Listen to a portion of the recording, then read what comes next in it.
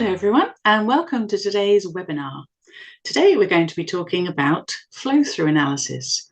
My name is Deborah Adams and my company is Arena for Finance, and we specialise in all things finance for hospitality.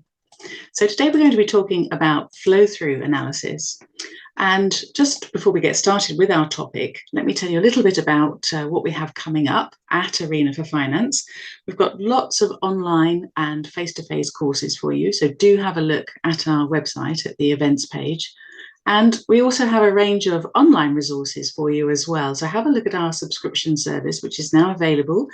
It's available for group subscriptions and individual subscriptions. So please do join us and have a look at a lot of our wonderful content in the field of finance for hospitality. So Finance for Hospitality is our online platform. We are hosting a whole range of content to help you to learn more about accounting and finance and lots of topics relevant to understanding the commercial side of the hospitality industry. So what are we going to be talking about today? Well, today we're going to be talking about flow-through analysis, which is a topic associated with the profit and loss account. So we're going to be focusing on how we analyse the additional revenue that we create in our hotel operations. And we're also going to be looking at how that impacts on gross operating profit. And obviously between revenue and gross operating profit are a range of costs. So those will be departmental costs and overhead costs, but also we can talk about them in terms of, are they fixed or are they variable costs? And so we're going to be looking at that and then looking at the impact on GOP overall and some action plans that we can develop to improve our gross operating profit. So what is gross operating profit?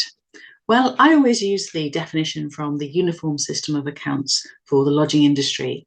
So this is a best practice guide for all of our finance teams to use in the hospitality industry. And it helps us to structure our accounts in order to be able to really understand how the business is performing.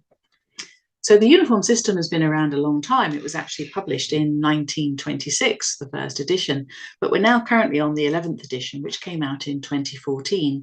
And basically there's a new edition every 10 years or so. So in fact, we are expecting the next edition to come out for 2024. So the uniform system provides a framework for structuring our internal accounts, basically the management accounts. So the accounts that you will see on a monthly basis within your business. So it's considered to be best practice for the hospitality industry. It's not necessarily a legal framework, but it's considered to be the best practice in terms of internal reporting. So it provides a range of guidelines for the preparation of statements, but also recommendations for lots of key ratios as well. Well, let's take a look at the operating statement. Another name for the operating statement is the P&L, so the profit and loss account. So what I've got here on the screen is basically a fictional summary of what your hotel profit and loss account could look like. So this is kind of like the top sheet, the top summary. And this is illustrating the revenue for the different revenue generating departments. So you can see I've got rooms, food and beverage, other operating departments. So that could be things like leisure, where there's income, where there's revenue coming in, some miscellaneous income possibly as well. And then each of those revenue generating departments will have their own departmental expenses. So there'll be rooms expenses, F&B expenses, and so on. So each of those revenue generating departments has its own kind of bunch of expenses and costs. And then we look at the departmental profit for each of those departments. And then the profit from each of the revenue generating departments then goes towards covering the overheads of the hotel. Now, these overheads are called the undistributed operating expenses. They're undistributed because they're not actually allocated to any of the revenue generating departments. But of course, as you can see from the titles on the screen, these are really key departments: admin and general, sales and marketing. They will have a really important part to play in terms of improving the overall profitability and helping to generate revenue as well in the hotel. So here is GOP. So gross operating profit is the name of the profit that we have left after we've taken into account the departmental expenses and then taking into account the undistributed operating expenses, and then that leaves us with gross operating profit. And that's what we're going to be focusing on today. So in my example, the GOP is illustrated as being 40.6% of the revenue. So that means for every pound of revenue, 40.6% or 40.6 pence becomes the GOP. So what we're going to be looking at today is how to maximize that conversion from a pound or euro, whatever the unit might be, of revenue into GOP. So let's have a look in a bit more detail. So, of course, the conversion to GOP will depend on the type of revenue that we're taking. So some revenues are more profitable than others, and that's just simply because of the cost structure in those departments. So if we compare rooms, say, to food and beverage, so rooms has less operational costs. We have the payroll, wages and salaries, and we also have expenses. But in the food and beverage department, we also have material costs, the product cost. So that tends to mean that there are more costs to cover in the F&B departments. So that results in a different level of flow through to GOP from those departments, just simply because of the nature of the cost structure. So we're focusing on how to maximize this GOP at this level here in the P&L after we've taken into account the departmental expenses and then the undistributed operating expenses as well. So let's take a look at individual departments. So this is just a very summarized snapshot, but just to give you the idea. So if we take out of that summary P&L, the rooms part, so we'd have rooms revenue, and then the types of costs that we've got in terms of being able to deliver that revenue would be, well, the cost of getting the guest in the first place. So that's the cost of acquisition. So that could be commission on the booking for that particular room booking. Then we have payroll and related costs, and then other expenses. So those are the three main categories of cost in the rooms department. So then that converts the revenue following those costs into the rooms or rooms departmental profit. So of course, when we look at how that's made up, the rooms revenue is going to be based on the average spend, so the average room rate and the occupancy percentage, and those combined together will then create the rooms revenue. Cost of acquisition, we've said, is a variable cost because it's a cost that you incur because you've sold the room. And then if we look at payroll and related costs and the other operating expenses, well, they tend to be a combination of what we call variable and fixed costs. And I'm going to define what those are in a bit more detail in a moment. So for each additional room that we sell, we are going to be creating departmental profit from the rooms division, and that flows through to the GOP. So let's now take a look at food and beverage. And as I mentioned earlier, there's a slightly different cost structure in the food and beverage department. So we can see one of the big costs in F&B is the cost of sales. Now, the cost of sales is the cost of the materials. So in practice, that means the food on the plate, the drink in the glass. So we've got another level of profit here in food and beverage, and that's called gross profit. Now, gross profit, GP, is very different to gross operating profit. So really important not to confuse the two. So within food and beverage, we talk about GPs, gross profit, and gross profit is the revenue or the sales minus the cost of sales, and the cost of sales is the cost of the materials, the product that we've sold, and that creates the gross profit. And then out of the gross profit, in this department, we'll then have payroll and related costs will be coming out of that, other expenses, and then the departmental profit. So you can see quite a different cost structure for the food and beverage side of our business. And of course, all of that impacts on how much of every pound of revenue can flow through to GOP. So once again, the revenue is going to be a function of how much we sell, so the number of transactions and the average spends. We've said that the cost of sales is the cost of the product. So if you don't sell the product, then you don't have the cost. So that makes it a variable cost. And then again, as we had before, payroll and the other expenses tend to be a combination of variable and fixed costs. So when we're looking at the F&B side of the business, again, we're considering, well, for every extra pound of revenue that we take, what's going to be the flow through to GOP? And this is all about making sure that we're charging the right price for the product in the first place. And I'm going to talk about that a bit more later on, but also making sure that, of course, all the other costs are kept under control as well. The cost of sales and the GP percentage, payroll, and the other operating expenses.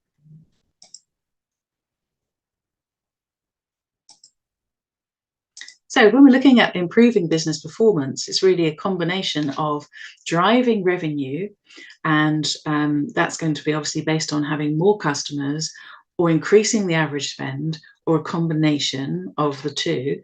And that has quite an impact on then the resulting flow through to GOP, but also improving our cost control. So focusing on both the variable costs and the fixed costs to ensure that we're maximising the benefit of each of those costs. And then that enables us to really think about how we're converting our revenue into the gross operating profit. So often when we think about growing more revenue in our businesses, we don't necessarily always think about, well, what's the most profitable revenue? And understanding the most profitable revenue is really having a good understanding of your market segmentation. So the different types of business that you have, and the price elasticity of each market segmentation. So how they respond to changes in the average spend and the selling prices that we set. So let's have a look at that in a minute in a bit more detail. So with GOP analysis, there are various ways to analyse gross operating profit. So we've talked about how to get to it. We said it's the revenue minus the departmental expenses minus the undistributed operating expenses. And then one way to analyse it is to look at it as a percentage of the total revenue. So just in the way that I did just now with the summarised P&L that we had on the screen. So looking at our GOP as a percentage to revenue. Now that's really useful for comparing how you're doing against the budget, against the forecast and last year's figures, and maybe other properties in your group as well. So that's a really important measure. Increasingly, we're using GOPAR as well. So GOPAR is the gross operating profit per available room. So this is calculated on a monthly basis. So you'll find it in your monthly pack, for example. You can't do it daily because you don't know your GOP daily. So although we do some measures on a daily basis, we can't do this one. So GOPAR is the gross operating profit divided by the number of rooms available in that accounting period. So if we were doing this for September, it would be the number of rooms you have in your hotel multiplied by the 30 nights of September, and that would give you the number of rooms available. So this figure is not a percentage, it's going to be a cash figure. And it's useful for comparing it then to the RevPAR and the TrevPAR, and then we can compare those values to how they convert into the GOPAR. So that's a really useful calculation. Now, I can't give you a figure to say, oh, well, your GOPAR should be this, because it does vary depending on sort of what style of hotel property you have. But over a period of time, it's really useful to track your change in GOPAR, as well as, of course, comparing it each month to the budget and the forecast and last year's figures. So what else can we do with GOP? Well, another useful measure is to look at GOPOR. Just one letter change here, but it is a different calculation. So it's the GOP per occupied room. So just now we were talking about available rooms during the course of the month. Now we're looking at how many rooms have been occupied during the course of the month. So that can be another useful measure to track how this is changing over time. So what else? Well, we can have a look at GOP per guest or GOP per cover. So we can use really any kind of measure of our volume of business to help us to track how we're performing. And increasingly, we're also looking at things like GOP per metre squared. So you'll be looking at the total floor space of your hotel property and then tracking the GOP per metre squared of that property. And that's quite useful for comparison between different types of properties to see how much profitability we're creating based on the space of the property. So today we're going to be focusing on flow-through. Well, we're going to be introducing it because it's quite a big topic. So in the length of this particular session, I'm going to be introducing the concepts of measurement of flow-through. So flow-through is about the movement of the revenue through to GOP. And the flow-through calculation is based on looking at the change in GOP. So on the screen, I've got this year's GOP compared to last year's GOP. So this could be for a set of annual figures. But of course, you could be comparing to budget rather than last year, or you could be comparing to the forecast. So you can substitute instead of last year, as I've got in my formula here, you might prefer to make the comparison to forecast. So, or of course, all of these things. So the current GOP compared to, let's say last year, as in this case, and then we're going to look at that as a proportion of the variance in the revenue. So this year's revenue compared to last year's revenue.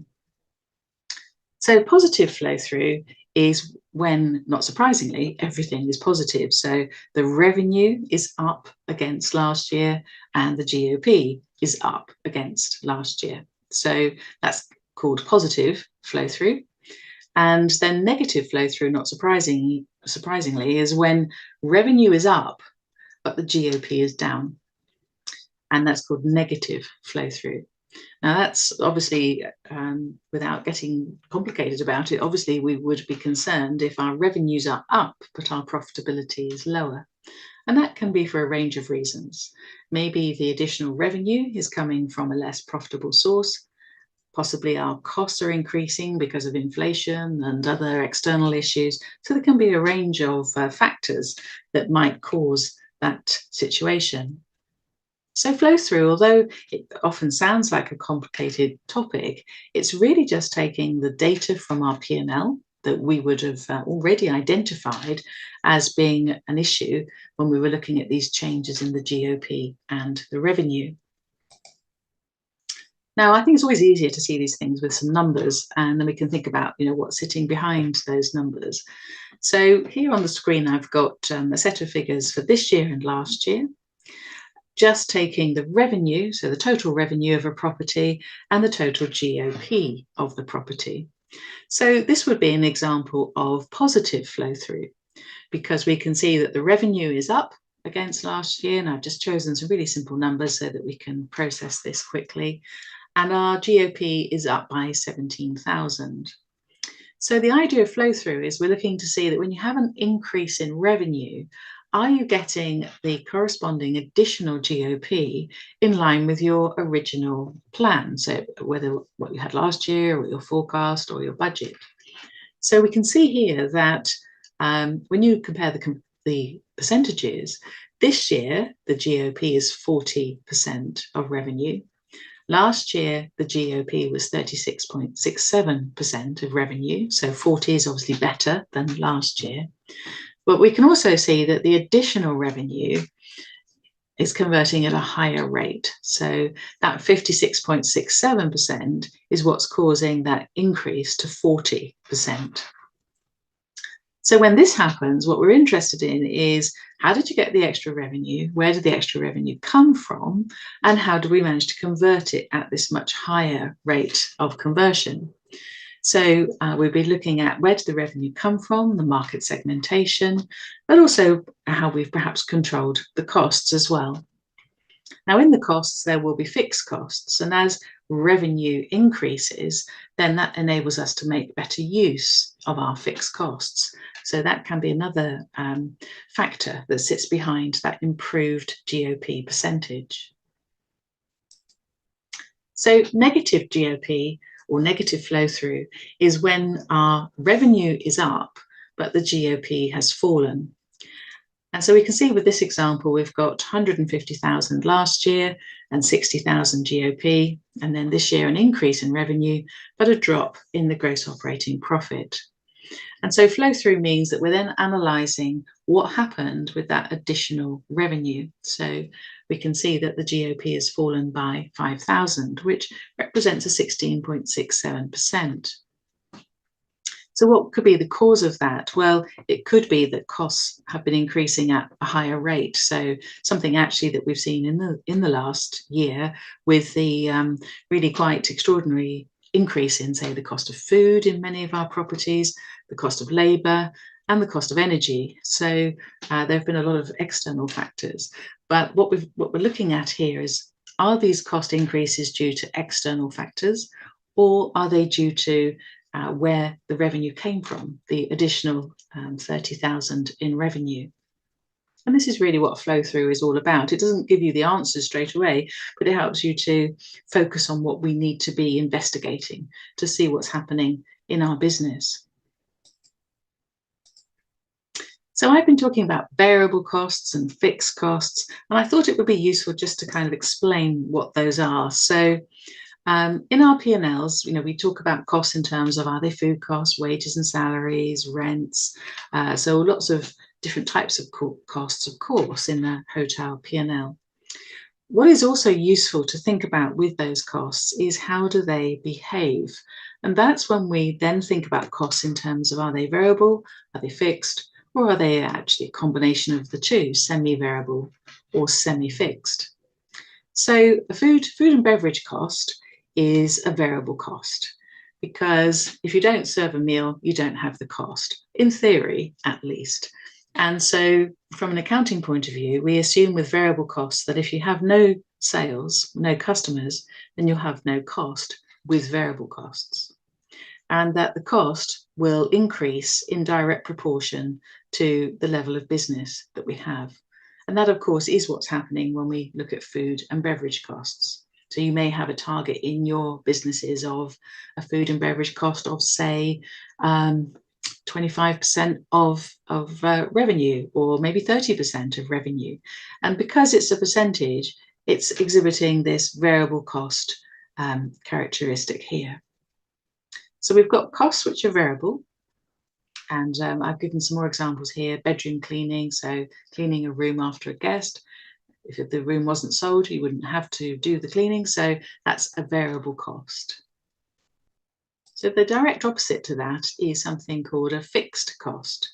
We have lots of these in our hotel P&L. So fixed costs are costs that you have regardless of the level of business activity. So if you think about your permanent teams in your business, your colleagues working on permanent contracts, paid every month, regardless of the occupancy, regardless of the number of customers, then that's a fixed cost. Utilities, which are electricity, water and gas, a large proportion of those are also fixed. They're not completely fixed. Obviously, there's a variable element as well, but there is certainly a fixed element. If you rent a piece of equipment or you lease your hotel, then that will be a fixed cost, and then insuring your hotel or your business is a fixed cost as well, and business rates too, something in the news today. So in our P&Ls, although you may not, when you look at your monthly pack and look at your monthly P&L for your business, you may not see the term fixed and variable that much in the descriptions. Every cost is either a fixed cost or a variable cost, or a bit of both. So when we're looking at flow through and the conversion to GOP, then it's really all about which costs are being impacted with the extra revenue. So here with the room sales, additional room sales of 30,000, what costs would increase? Well, it does depend on where the revenue came from. So we know it's rooms revenue, but when I say where did it come from, I mean, did we get the extra revenue because our average spend has increased? Or did we get the extra revenue because we sold more rooms? So the occupancy increased. Now, obviously, if you sell more rooms, your occupancy goes up, then you're going to have more cost because you've got more rooms to clean. So in practice, we can assume that if we increase our revenue completely, so 100% through the average room rate, then we will get automatically a higher gross operating profit. And that's because we don't have that additional cost to clean those rooms. Whereas if we increase our revenue because we've increased our occupancy, then it's still a good thing, but we will have additional cost because we have to clean those additional rooms. So when we're looking at what are those variable costs, well, here I've just got a kind of quick example of what the variable costs could be for a room that's selling at a net selling price of £350.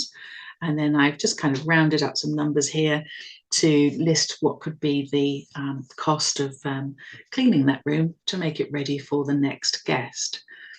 So we've got £116 worth of variable costs. And the idea with this is that if you don't sell the room, you wouldn't have these costs. When you sell the room, you have these additional costs. What's really important, and I've highlighted this in red, is that you need a positive contribution.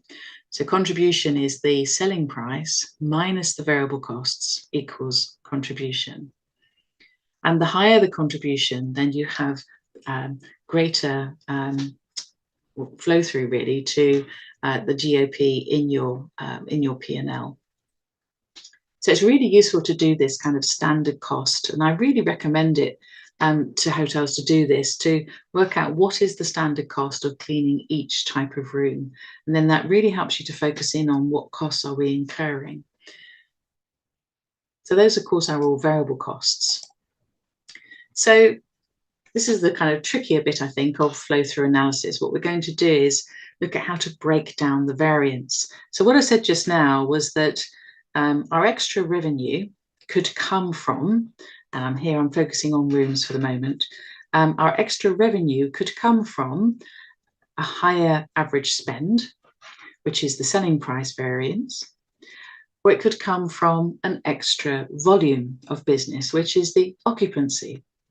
And these ideas are actually used by many different types of businesses to understand where the revenue is coming from and the impact it's going to have on profitability. So these are very common terms that are used when we're analysing profitability across all types of different businesses. But often the definitions can be a bit confusing. So I'm going to instead show you an example to illustrate the sales volume variance and the sales rate variance with a little mini example. So here we are, here is our mini example. And if we look at this, we can see that we have rooms available, 750, both cases, and then we have rooms occupied. So of course, we can see here that in comparison to last year, we have sold more rooms. So we've got an increase in the occupancy, and we also have an increase in the average room rate as well. So we actually have an increase in the volume ratio, and we've got an increase in the rate, the price ratio as well. And then down here, we can see the extra rooms revenue. So the additional rooms revenue, the difference between these two, is partly due to the extra rooms that have been occupied, and it's partly due to the extra on the room rate. So the total revenue, additional revenue that we've generated is 13,920. That's the difference between these two numbers here. Then that can be broken down to illustrate where that revenue comes from. So we can split it, that 13,920, to illustrate where the revenue has actually been derived from. So here we go. So the extra number of rooms, so we've got 30 extra rooms, the difference between 645 and 615. And I'm going to multiply that by the last year's rate, because that then means that all we're focusing on is the extra rooms, not the extra revenue. So that's giving us 4,890. Then if I look at the additional rate, so the additional rate is £14, and this time I'm going to use 645 because that's the number of rooms that were actually occupied. So I've got now 4,890 and 9,030. And those two numbers added together are going to give us the difference between these two values here. And so what we've done is we've created a breakdown, evaluation really of the increase in the revenue in terms of where did it come from, how much came from a volume change, an occupancy change, and how much came from a price change. Now, why do all that? You might be thinking, well, the idea of this is to be able then to look at the profitability that's going to be in that additional revenue. So we said just now that when you have additional rooms being occupied, then you've got more rooms to clean. So that 4,890 of revenue is going to convert to GOP at a lower rate of conversion compared to our 9,030 down here, which isn't going to be impacted by more rooms to clean. So the additional revenue coming from the rate will create more GOP per pound of revenue compared to the revenue coming from the rooms occupied. So it's just a quick example to illustrate how we try to break down the revenue to illustrate where it's come from and then what impact it would have on our GOP. So we need to consider, where did the revenue come from? Because the conversion from £1 of revenue into GOP is going to be different depending on whether the revenue came from rooms or food and beverage. But then if we drill down into one particular department, and let's take rooms, it's also going to depend on whether that additional rooms revenue came from occupancy or from the average room rate, or a combination of the two. So we can summarize and say, when additional rooms are sold, there will be additional variable costs, the cost to clean those rooms. Whereas if we're looking at additional revenue coming through the rate, well, potentially that extra £1 in revenue could become £1 extra in GOP if there are no additional variable costs. So let's have a look at how we try to kind of analyze this to see how we're doing in our business. So in our monthly pack, the results come out and you have the actual results for the month. Then you will have maybe last year's figures, budget figures, and forecast figures. So on the screen, I'm just comparing my actual results to budget. So I've just taken a little snapshot rather than taking a fully detailed P&L. So if we take a look at the pink column first of all, so this is our starting point. We've got a budget of the revenue, and then variable costs, fixed costs, and gross operating profit. So the budget has been set by obviously looking at the volume of rooms and the average spends and so on. Now over here we've got some actual figures, and we can see that we've got 120,000 in terms of the additional revenue. And we've got the variable costs at 65,000, contribution and fixed costs. Now, when you look at those results, well, first of all, it strikes you the revenue is higher, but the GOP is not. So we must have spent more on some of the costs. So in the middle here, in the white column, I've got what I've called a flexible budget. And this is based on what actually happened, so £120,000 worth of revenue, but what the costs should have been for that extra revenue. So the budget is basically illustrating that variable costs are 50% of the revenue. So therefore, we would be expecting to spend 60,000 on our variable costs rather than the 65,000 that we have here. Similarly, fixed costs were budgeted at 30,000, so the flexible budget would be 30,000. And so basically the point of this is that the flexible budget is illustrating what GOP we should have had with the extra revenue if the costs were kept in under control and based on the original budget. So this is another sort of part of flow through, which is to analyze what should have happened with the actual revenue that we got. So you go back to your cost patterns and you apply them to your actual results to see what GOP you should have achieved. A little bit complicated, I know, but hopefully it's giving you an idea of how we can analyze our revenue to really understand whether we're getting the best return to profitability from that revenue. And so with this example here, we can see that whilst we've got additional revenue above the budget, clearly we're not making the GOP at the level that we should have done in terms of the conversion from the revenue. And then we can look to see, is it due to variable costs, is it fixed costs, and what's causing that difference. So I've talked a lot about rooms. Can you do the same for food and beverage? Yes, you can. Of course, there's a little bit less flexibility in the sense of we don't have quite so much revenue management going on with our room rates, with our food sales in comparison to our room rates. But the principles are still the same. So when we're looking at the additional revenue, so in this case, 30,000 extra revenue, GOP of 17,000. So it's again, where did that revenue come from? So were we able to create revenue from additional increases in average spends, which would come through, of course, changing menus and so on? Or does the extra revenue come from having more customers? And the same principles apply.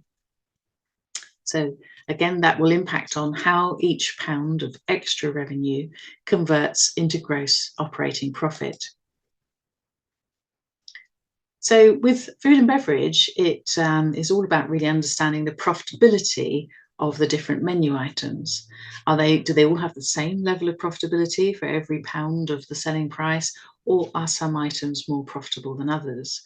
And of course, knowledge of that can really help us to maximize and really improve the potential of the conversion to GOP. So if I take you back to the F&B statement that we had at the beginning of the session today, well, we said, of course, we have this additional cost in here, the cost of sales, which is a variable cost. And the revenue, so this is the food and beverage revenue minus the food and beverage cost of sales, equals gross profit. So this is a really important calculation, because if we don't get our target gross profit, then we've got these other costs to deduct, payroll and other operating expenses, then we're not going to achieve the flow through to GOP. So cost of sales is this. The cost of sales is calculated by taking a measure of what have we actually used. Now there are a variety of ways of getting the cost of sales for your monthly results, but this is probably the most accurate way, which is to take stock. So having a value for your opening inventory, looking at the purchases for that period, and then deducting the closing inventory. And so the figure you're getting is then what food, if we're doing this for the food side of the business, what food has actually been used. And hopefully that's the food that's been sold. The difference could be wastage mainly. And of course, we're aiming to minimize that. And we've got lots of materials on our YouTube channel about food wastage and how to tackle that. So the cost of sales can be calculated by looking at the opening inventory plus the purchases minus the closing inventory. Some businesses don't take stock every month, and that's often because the opening inventory is very similar to the closing inventory. And therefore we can use the purchases as being our cost of sales. And that's okay, as long as that is the case, that your opening inventory is similar to your closing inventory each time. And of course, it is fresh food we're talking about, so often the inventories are quite low anyway, but it does depend on the type of business with that. So the cost of sales then is what we're actually using in terms of our food and for beverage as well. And then gross profit is the sales minus the cost of sales to arrive at gross profit, which we talk about both in cash terms and percentage terms as well. So hopefully in your businesses, every item that you sell has a standard recipe, which is being created to work out what is the cost of producing that item. So this is a standard recipe for 8 portions of a chicken pie. Not the most creative of recipes, but I just wanted to illustrate on the screen how to do a calculation. So this is called a standard recipe or a standard cost. And so we've got £10.40 as being the cost of making 8 portions. So one portion is costing £1.30. So this is all at net prices before we get into looking at the selling price. So we're going to assume that the cost of the food on the plate is £1.30. We're going to add a portion of vegetables to the pie. So that's going to bring the total cost of the food up to £2.10. So it's really important with these standard recipes that we have costed out everything that we're selling, that the cost from the supplier is updated on a regular basis. Now, you may well be using an accounting system that does this update in real time, in which case that's amazing, that's brilliant, because you've got all the time an up-to-date calculation of the cost of the food on the plate. If your systems are a little bit more manual, perhaps you're using a spreadsheet for this, then you just need to make sure that you do update the cost from the supplier, and particularly in the current environment with the cost changing so frequently. Of course, if your suppliers have agreed to prices for a longer period of time, then that's great. That really helps with controlling this cost. So built into your costing system should then be the calculation for the net selling price. So the net selling price based on your target cost of sales percentage. Now, with my example, I'm working on 70% gross profit, which will be 30% cost of sales. So in order to get to that £7, it's £2.10 divided by 30 times by 100. And that will give you your net selling price to achieve a 70% GP. Then, if VAT is 20%, which it is here in the UK, then you've got to add 20% to that. So £7 plus 20% is £8.40. So this is the minimum selling price that we should charge per portion for this dish. And I say the minimum because, of course, we're making 8 portions of chicken pie. What if we only sell 7? And if we only sell 7, then of course the total cost per portion will increase. So we need to allow for that in our calculations. And so we can do it in a variety of ways. We can put a percentage in for wastage or add a percentage to the final selling price so that we are covering those situations, which obviously we don't want to happen, but we've got to be realistic that the selling price does cover the possibility of wastage. So really, whatever we sell, whether it's a bedroom, whether it's a spa treatment, whether it's a meal in the restaurant or a cocktail in the bar, the selling price of each product needs to be more than the variable costs. So we saw the variable costs are the cost of the food on the plate, the drink in the glass, the cost of cleaning a room. We need to create contribution, which then goes towards our fixed costs.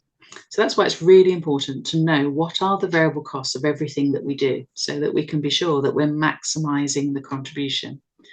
And the contribution from every product and service that we sell then goes towards covering the fixed costs of our business. And then when those are covered, we start to make profit. And this is really what sits behind the idea of flow through to GOP. Because if we can maximize the selling price, then we're going to improve the contribution. and that contribution goes towards the fixed costs of our businesses. And then once those are covered, we start to make profit. So in terms of the food side of our business, basically we can say, well, for each dish that we sell, if we take off then the cost of sales, so in my example, we're selling here at £35, always do all this net of VAT, by the way, so £35 before VAT is added. Cost of sales, so in this case, standard recipe, we've got £10 as the cost of sales. So that gives us gross profit. And then there may be other variables, or gross profit may be the contribution. But always check to see, are there any additional variable costs before we get to contribution? And of course, payroll may be another variable, or we can treat all our payroll as a fixed cost. So of course, the aim is to increase our selling prices in order to maximize contribution, but of course at the same time looking at what the customer is prepared to pay for that particular product and service. So really the key is, do you know which are your most profitable products, whether we're looking at the food and beverage side of the business, looking at our rooms, do we know which products are the most profitable and which ones do we want to sell more of? What would you want to sell more of in order to improve your profitability? And what's the relationship between items as well? So often if you sell more of one thing, it may well then create additional sales of something else. So those relationships are important as well. So really, what should we focus on? Well, really, regardless of whether you're looking at the action plan for food and beverage to start with. So review all of your menu items and check which are the most popular. Do make sure that all the prices are updated in your recipes on a regular basis, because the prices are changing quite frequently from suppliers. Lots of suppliers at the moment don't want to lock in prices for a long period of time. So if you're using standard recipes, which I hope you are, that you're keeping them updated on a regular basis. And then consider for each item, is it better to make the product? Is it better to buy in? Obviously, the quality will have a key factor to play here, but also, what is the best, most economical approach? Another factor that can help with controlling food cost in particular is how many ingredients are we using. So have a look at your stock sheets and look to see how many ingredients are you using, and whether that can be streamlined a bit more to reduce the likelihood of waste and the relationship between ingredients as well. So to conclude, track changes in your GOP. We've looked at some methodologies for monitoring GOP today. So we started off with looking at the GOP as a percentage of revenue. We've looked at GOP in terms of the GOPAR, so GOP per available room. We looked at GOP per occupied room as another measure, and so you could look at GOP per metre squared as well. And then we went on to look at GOP in terms of how does it relate to the revenue. So if we have additional revenue and the conversion into GOP, and where that additional revenue has come from. So has it come from selling more products, so the volume, or has it come through the selling price, or a combination of the two? And then we've said really spend some time looking at the variable costs for each of the products and services that you sell. So we've very probably got standard recipes for food and beverage items, but you could also have standard costings for everything else that you do, and standard costs focus on the variable costs. And then we're making sure that we're maximizing the contribution from everything that we sell. And of course, knowing which then are the most profitable things and what you want to sell, and then track that. So use the different measurement tools that we've talked about today to really monitor how you're doing and looking to see how that's coming through in your results. And of course, those monthly results are just the story of the business in numbers. So as you change your strategies and adapt what you're doing, then you're looking to see that coming through in the numbers in those monthly results.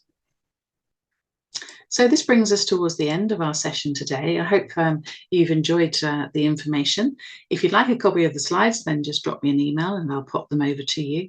As I mentioned at the beginning, we're really excited to launch our Finance for Hospitality community. So we have an online subscription service where you can, for a monthly fee, access our online content, which is made up of videos, presentations, conversations, updates, examples of best practice, and it's all really to do with everything finance for the hospitality industry. So do let me know if you'd like more information about that. That basically works on a membership style service. So do drop me a line if you'd like some more information. We do have another webinar coming up next month, and there'll be one every month through into 2024. So thank you very much for joining me today, and I hope that you found the session useful, and that you'll join us again for another session in the future.